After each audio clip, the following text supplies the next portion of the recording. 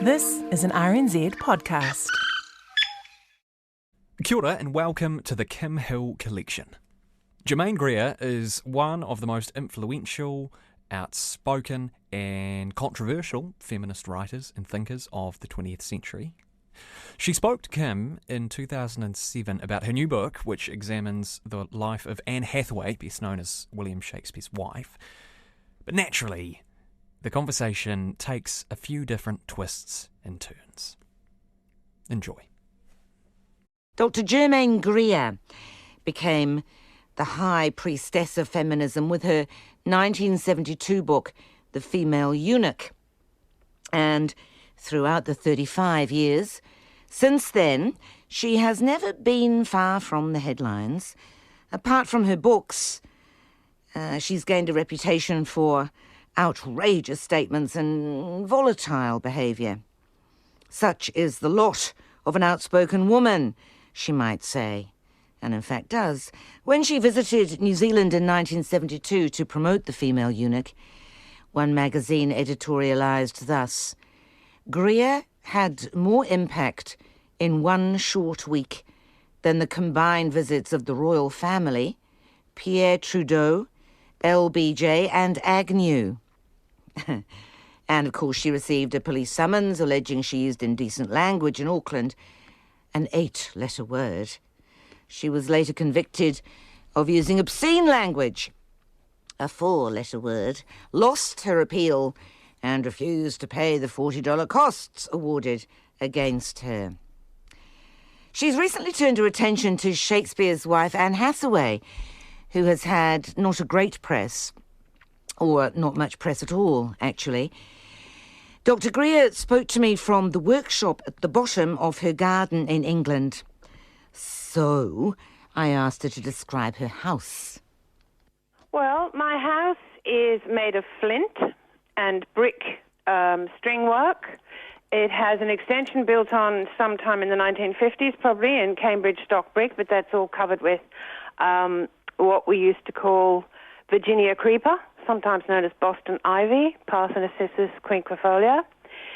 And then there's a long, narrow garden with a long, narrow pond, which is set in stone ledges. And there are all kinds of plants in flower at the moment because it's meant to be a spring and autumn garden rather than a summer garden. But it's gone all wrong and gone its own way, so it's all puce and yellow when it was meant to be cream and blue and dusty pink. And it houses one peacock and one peahen and one pea chick. The birth of the pea chick was the biggest surprise because I thought the peahen was menopausal and I thought the peacock had never done the business. So when she came out of the border with a tiny one at foot, so little you could not believe it. So I spent the whole day creating high-protein meals for this elfin thing with huge feet. I'm glad she eschewed celibacy, though. I beg your pardon? I'm glad she eschewed celibacy. I don't know whether she did or not, because this little chick looks just like her, not like him. And she's a white peacock and he's a green one. So I just don't know. Maybe she had him in her or it or whatever it is, in her fallopian tubes lurking. I don't quite know what happens, whether you have superfetation in peacocks and peafowl. But I'm very proud of her. And then you come to my office, which is at the bottom of the garden and is full of filing cabinets containing 140 file drawers of archive, which are in the process of being sold, but I can never get round to actually clinching the deal. Who are you trying to sell them to? Or who wants them? I think it would be unwise of me to say at this stage, really. And then there's the orchard. Is there a bidding war? Is there a bidding war for them? No, I don't think there is. I think we know who's going to get them. The difficulty is it's impossible to value it. And until you get other people in the frame and there's a bit of bidding, you have really no idea. It's a bit like, it's a bit like cash in the attic. It's exactly the same, We're taking our goodies to market. And the reason for all of that is my 125 acres of rainforest. In Australia? Yes, which is, it's not so unusual in New Zealand for people to buy manageable areas of destroyed kauri forest and things and try to rebuild them. Very unusual in Australia. And I'm just hoping I can start a fashion so that people think that's a good thing to do with your money. So hang on a minute. You're selling your archives in order to fund your rainforest. Is that what you're doing? Well, yeah, because I've got a workforce of 4 permanent workers who are quite well paid because they're very good at what they do. And I probably could. They like the work well enough to work for a lot less money, but I don't think that's fair, especially as they've got long distances to drive to get up into the forest from their own houses and things like that. And then we also have all the other expenses, like I've just got a bill in front of me now for 2 loads a week of mulch, and that's $600 a week just in mulch, and the wages bill is about $2,000 a week. This is for your rainforest mulch, or for your garden mulch. In fact, it's town mulch we use, which is the cheapest we can get. No, but I mean, what's the mulch for? Is the mulch for your rainforest? Well, you see, the rainforest itself, as anybody, I mean, people doing the same job in New Zealand have got to deal with the fact that what should be forest is kauri pine, is Monterey pine and things like that. We have to get the rubbish out. We have to heal the gaps in the forest, which are full of pioneers and opportunist species, which actually militate against the natural regeneration in the forest. But also half the property was cleared for dairy. It's very similar to the situation that pertains in New Zealand. So we've got a lot of exotic grasses, mostly kikuyu, to get rid of. So we clear and plant and mulch, and clear and plant and mulch. The mulch keeps down the weed species because the forest species can't get going if they're fighting against soft weed. And again, it's the same kind of soft weeds that people know in New Zealand. How much time do you spend in Australia now? 4 months a year, 2 tranches of 2 months. But I'm getting a bit worried about my carbon footprint because that gives me a big, long black toenail, and I think I've got to do something about it. I was going to ask you about that. I mean, it's all very well to be environmental, but it's such a long way away to do it. I know, but the problem is that in Australia, I can't make enough money to do it at all. So that's the dilemma. Here it's easy for me to make that kind of money. In Australia, where they expect you to do broadcasts and TV and everything for nothing, you just can't make any money. So what are you doing? And the newspapers won't pay either. What are you doing to make your money in Britain mainly at the moment? Well, I write for newspapers. Probably at the moment, I was running at about 2 articles a week, and they get £1 a word. And I do personal appearances for about £2,000 each, up and down the country, 1 or 2 a week. There's also the fact that Shakespeare's Wife's doing quite nicely, thank you, and we've sold it in the United States very well, which is really good news because they'll put a lot of muscle into marketing it properly. So we make a lot of money, and we pay a lot of tax. One of the reasons, I mean, I'm not suggesting that Australia pays anybody particularly well unless you John Laws, but I mean, one of the reasons why you might not be making lots of money in Australia is because you've been so rude to them. You've been so nasty to Australians. No, I haven't. Yes, not to Australians. I mean, Steve Irwin is one Australian, and he happened to be dead at the time. Oh, Lord, I wasn't even thinking about Steve Irwin. I mean, you know, you've called Australia a cultural wasteland, etc., etc. I haven't. That's not true. I never used that expression.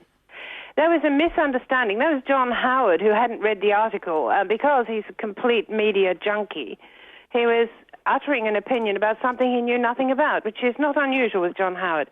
What actually happened was the Sunday Times asked me to write a column about why 2 million Australians were working in Britain, and at the top level. I mean, running hospitals and broadcasting stations and all kinds of things. You could say the same.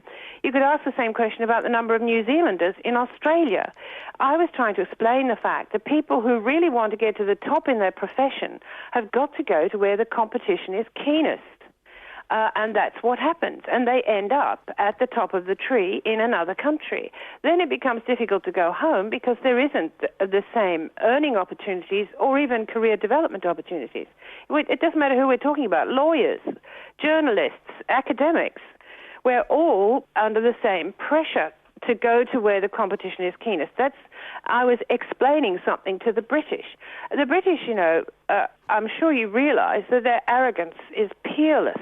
I mean, the other day, an editor rang me from one of the right-wing tabloids and asked me to write a piece. He said, can you explain why so many British people are going to live in Australia? And I hadn't read any article saying that so many British people were going to live in Australia. I thought they were all in bloody Spain. And I said, no. He said, but, you've come here and you settled in England. Why don't you write a piece about what a shithole Australia is? No. And I thought, you asshole. I mean, it's like all expatriates, I will criticise Australia, especially over outrageous things like the treatment of refugees and the suspension of civil liberties and even the workplace agreements. Australian politics has gone right at a speed that is absolutely dizzying, and New Zealanders can see that very clearly because you live in a much more rational country.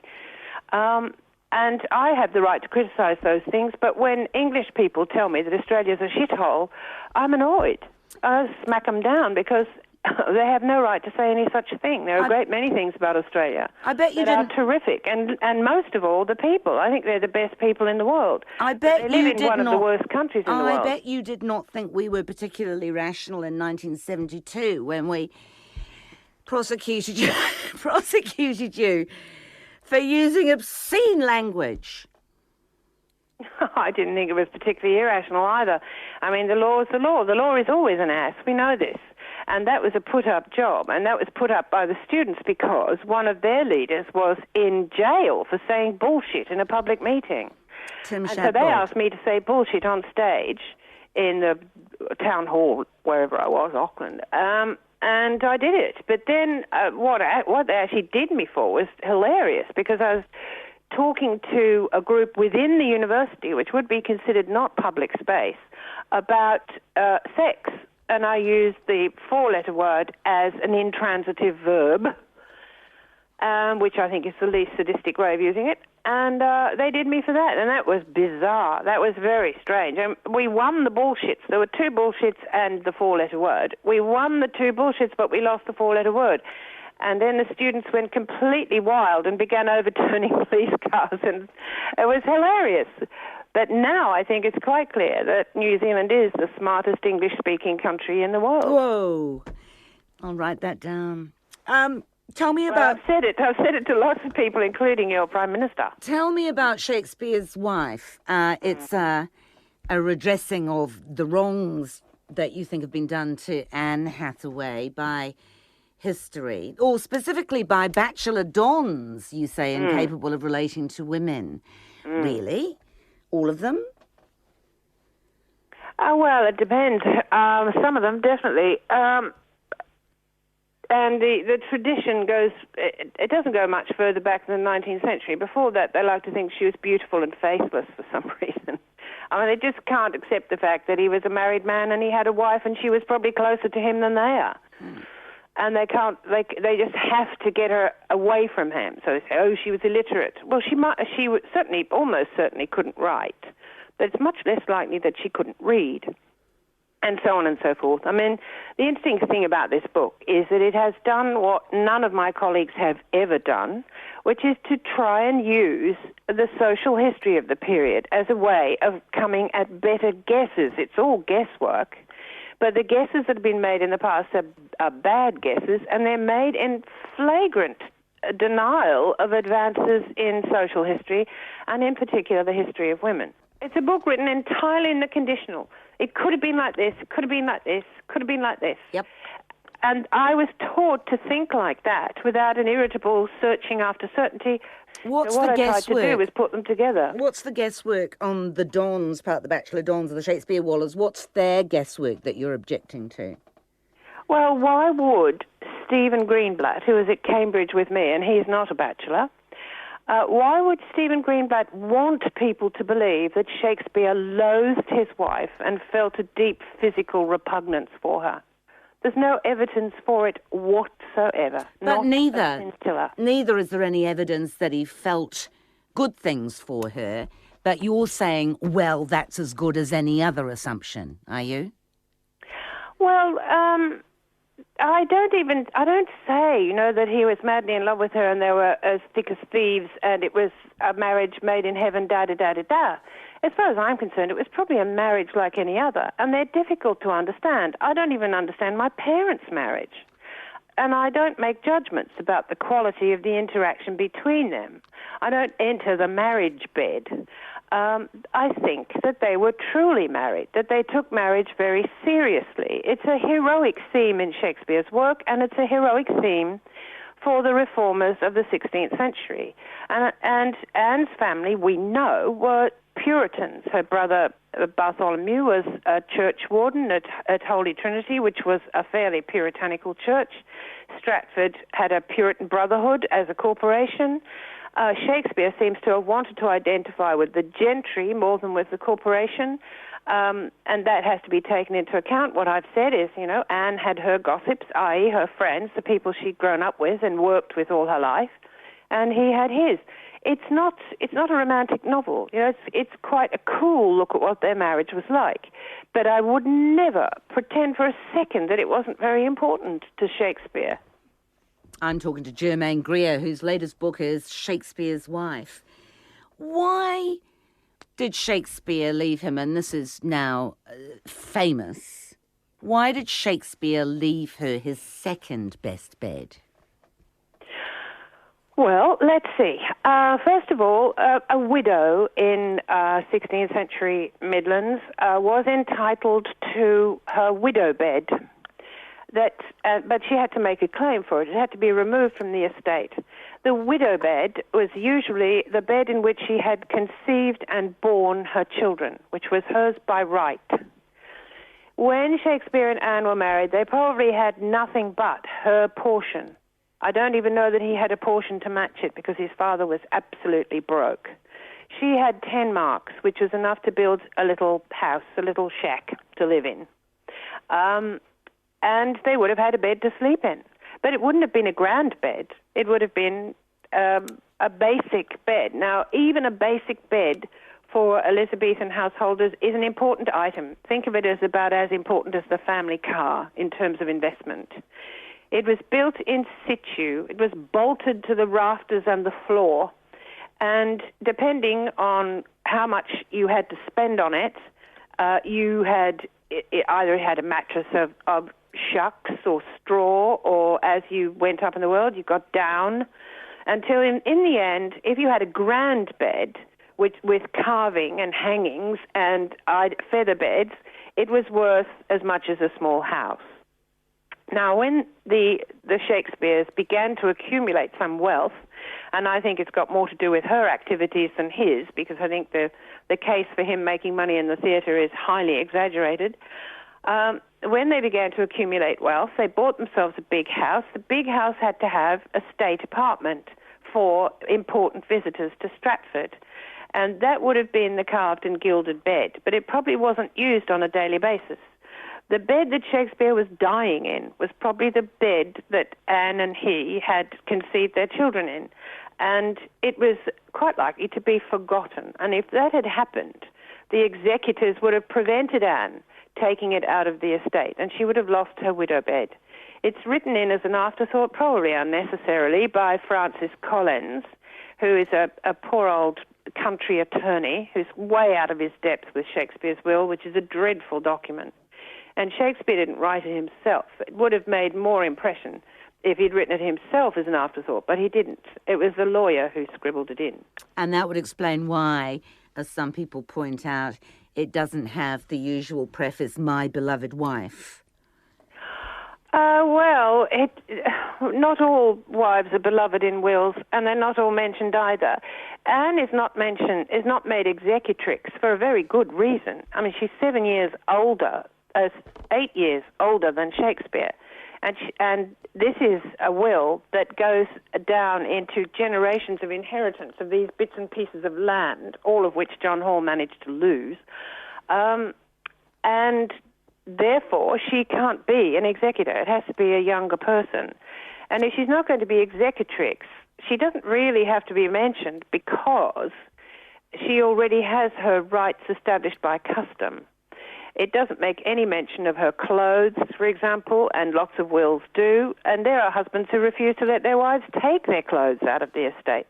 It can be quite rocky. It doesn't say where she's going to live either.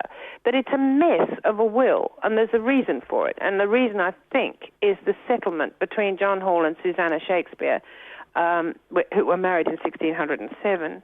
And I think that if we ever find that settlement, and we well could, then I think we'll understand the will. Have you been building up a head of steam on this for years? I mean, you've been studying and lecturing on Shakespeare for a long, long time. 1967, you wrote your doctorate on Shakespeare's early comedies. You've been teaching. 1986, you wrote another book about Shakespeare.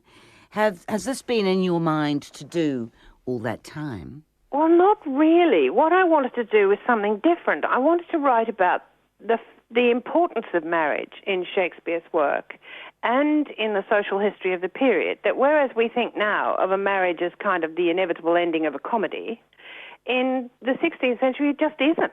Comedies aren't about wooing and wedding. But we somehow thought there must have been, and they must be lost ones, and perhaps they'd be in Europe, perhaps they're in Spain or Italy or something. And so when I went to Cambridge, that's what I did. I traipsed all over Italy, and I read in Spanish and Portuguese and German and Latin and anything I could find, looking for the comedies that Shakespeare might have been building on, and they weren't there.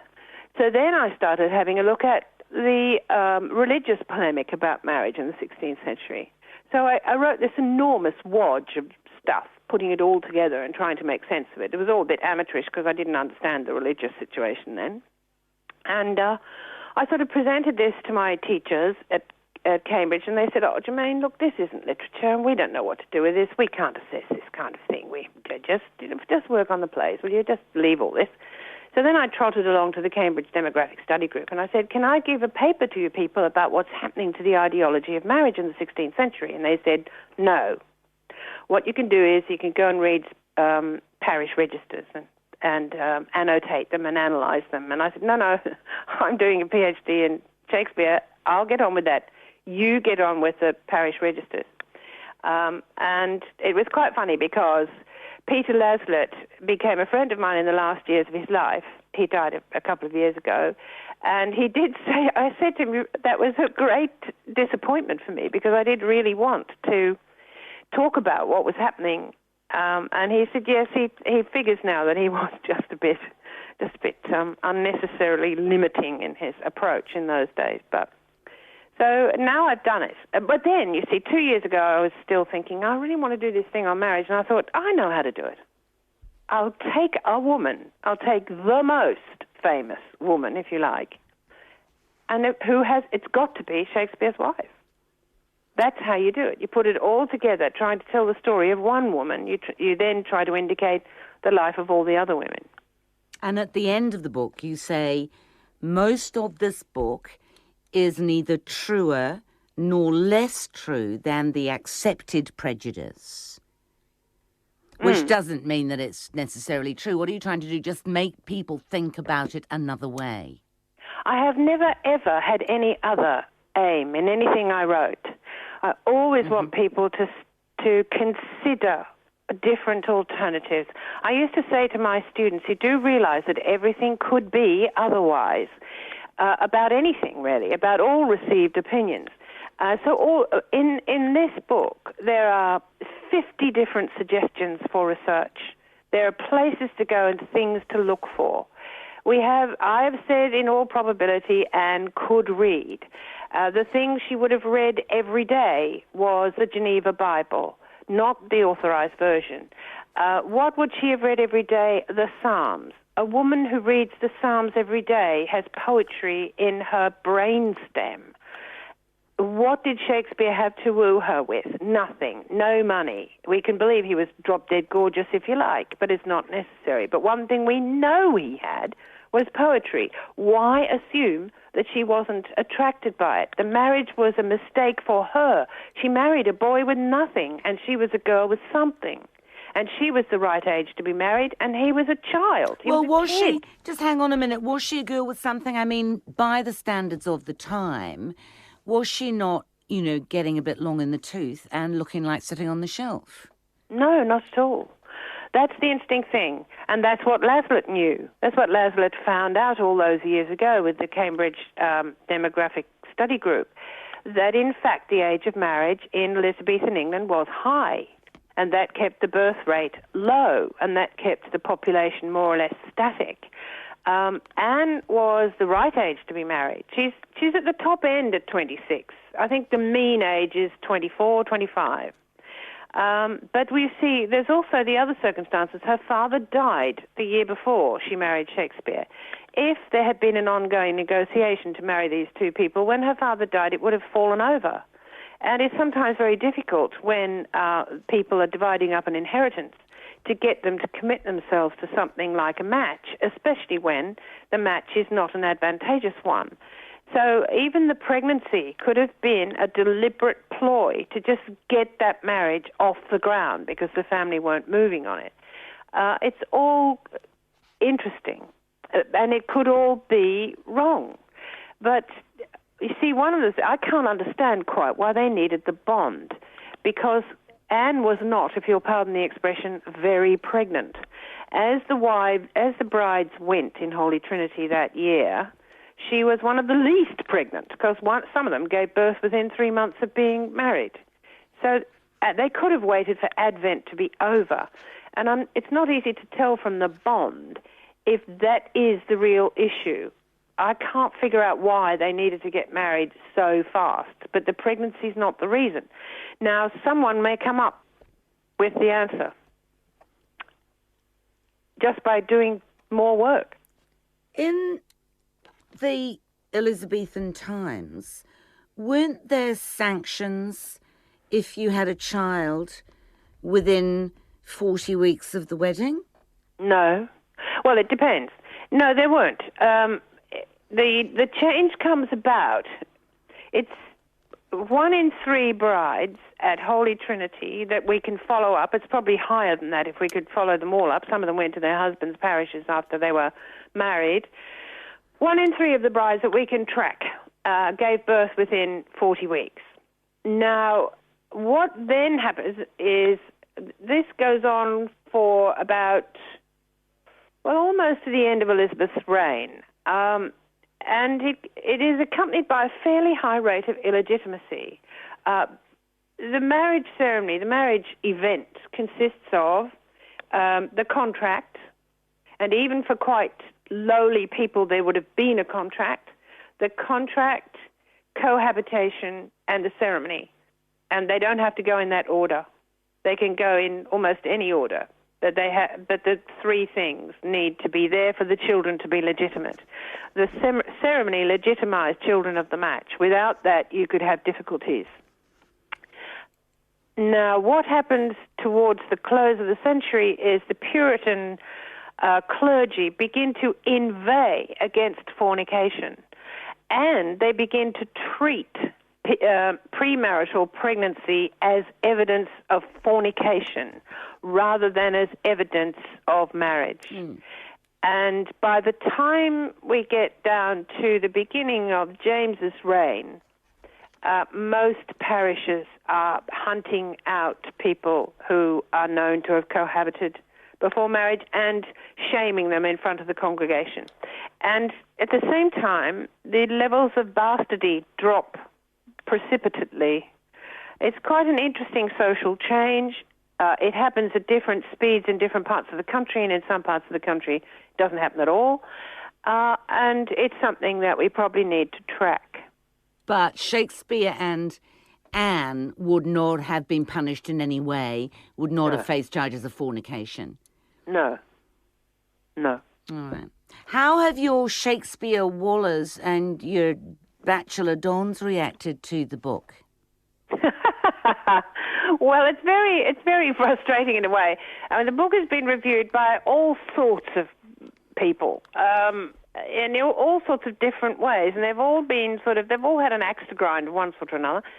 And they haven't been the right people, as far as I can see. I really would like it to be reviewed by social historians, and not one has been asked to have a look at it. It's driving me nuts. I mean, they will do it eventually, but my colleague John Carey, who's actually, I think, a specialist in novels of the 19th century, reviewed it and tried to prove that I was a romantic novelist, which was his axe, you see. That's what he wanted to say. And he started off by saying that I had a mind that was nothing like Shakespeare's, which is such a silly thing to say, because it's more like Shakespeare's than it is like Mao Zedong's, for example. I mean, what are we talking about? You know, my mind has been largely formed by Shakespeare. I've been a Shakespearean all my life. It was just such a funny thing to say. So he's saying, oh gosh, you want Shakespeare and Anne to be happily married and to love each other, and this is the story you're making up to make that happen. Was that his thesis in calling you a romantic? Something like. Well, he took as an example a sentence where I say she must have missed him, and probably never more than when she sat working by the dying fire as her children slept. He thought this was a highly romantic sentence. I mean, I would have imagined that she was so bloody busy with a toddler and two twins, one of whom was probably frail, and trying to make enough money to feed them. She was too busy during the day to miss him at all. In fact, she was probably glad that he was out of the way, because we can usually handle the kids. It's usually the husband who's the last straw that breaks the camel's back.